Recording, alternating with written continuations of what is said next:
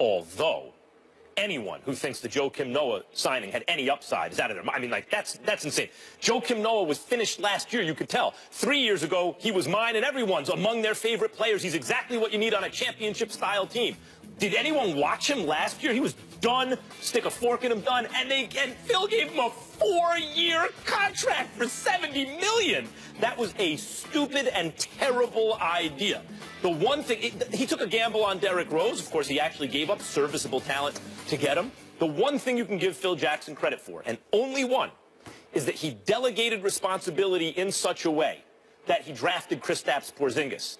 Although even then, that was the 4th pick in the draft. So the top 3 blue chip guys that everyone knew were going to go 1, 2, and 3. Karl Anthony Towns was going to be 1. Then the question was, is it Okafor, D'Angelo Russell? Who would be 2? Who would be 3? After that, it could have been Porzingis or a bunch of guys. And the leader in the clubhouse in terms of what people felt was Porzingis. But give Phil Jackson credit. There was a draft. 3 other teams, or 2 other teams, because Towns was going to go 1, passed on Porzingis.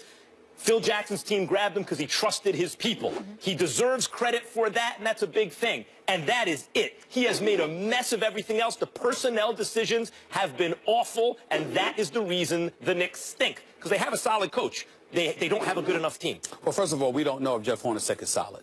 We'll give him the benefit. Yeah, I'm talking about Phoenix. We'll give him the benefit of the doubt. We don't know if he's solid. I'm not excoriating him in any way, but we don't know if he's solid. Here's the thing that I want to back, and I don't disagree with anything that you said because you're right on the money. Phil Jackson has been an atrocity. Okay, he's been awful. And as far as I'm concerned, there should be barricades out of New York. As far as I'm concerned, he's New York's version of Jay Cutler. He means nothing to me. He's a novice, 0 experience, and he's showing it right now. But the crime with him, like I've said about Jay Cutler, when I call Jay Cutler the worst quarterback in the NFL, it's not because of his ability, because the ability is clearly there. It's that he doesn't care. I am accusing Phil Jackson of negligence. I'm not questioning the greatness of him as a coach or his basketball acumen. That would be asinine. I am questioning his commitment. I am accusing him of flagrant negligence. He doesn't want to answer questions. He doesn't want to make himself available to the media. And then when you look at the contracts that he's brought on board, it ain't just Joakim Noah, who, by the way, is being paid $17 million this year. It ain't just Derrick Rose, who's in the last year of a $21.3 million contract. It ain't just Courtney Lee, okay? I mean, where are his salaries at? I can't even find it right now. Courtney Lee was a good signing, just too many years.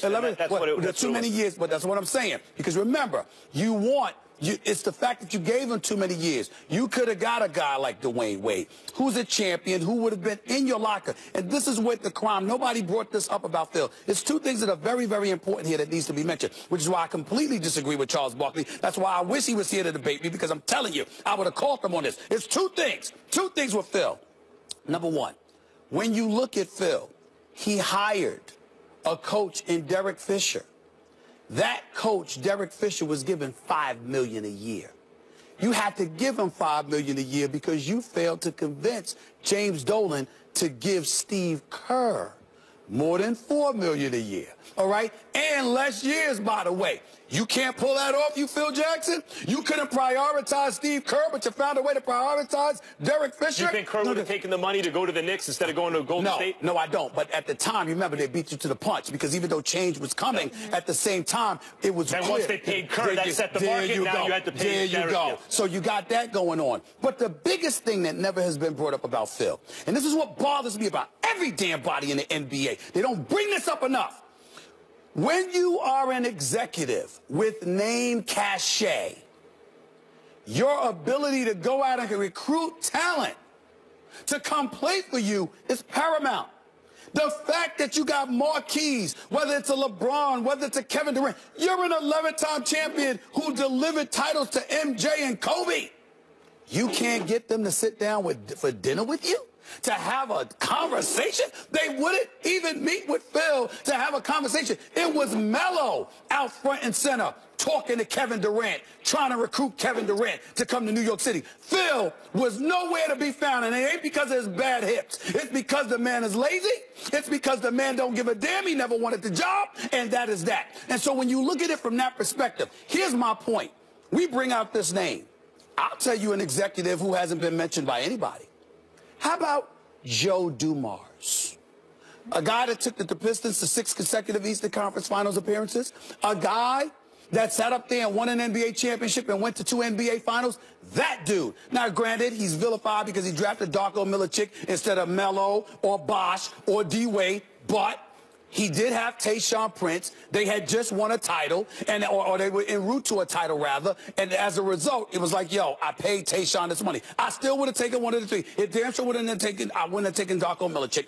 But at the same time, after the Frederick Weiss debacle in New York, when you consider this man's resume, you're talking about a guy that's proven as an executive. We never hear that name. But Phil Jackson, who never picked up a damn phone to make a deal because he was busy coaching, by the way, all of a sudden commands 10 to 12 million a year. He's been asleep at the wheel. He's been asleep at the job. And one of the great things is that I heard New Yorkers finally coming to their damn senses and booing this man the other night because he deserves it. I brought up Pat Riley earlier, and Phil Jackson's among the great coaches in that Lakers history, and so is Pat Riley. And for years, Phil Jackson had dusted Pat Riley, right? Like, he had just more success as a coach.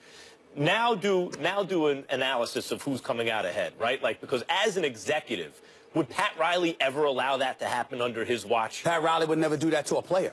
Pat Riley was the guy who came off first with Mourning and Hardaway, then with Shaq and Wade, then with LeBron and Wade and Bosh, and because he cared about it, because he poured his heart and soul into it. And he doesn't devalue players. And he doesn't devalue them publicly. He would not do that. Relationship, at least for a time, and Phil Jackson has made a mess of this. Pat Riley doesn't have anybody worth noting. LeBron is gone. D-Wade is gone. You know, Chris Bosh is ailing, obviously, and he's not going to be there. And somehow, some way, the Miami Heat are on an 11-game winning streak. They're going this way, devoid of talent.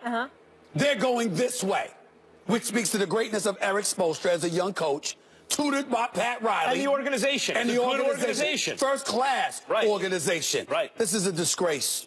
It's a disgrace. Speaking of the mess, we want you guys to weigh in at home. Whose side are you on here? Phil Jackson or Carmelo Anthony? Is that our poll question? Yeah, it's a question. I can't believe that anybody would be.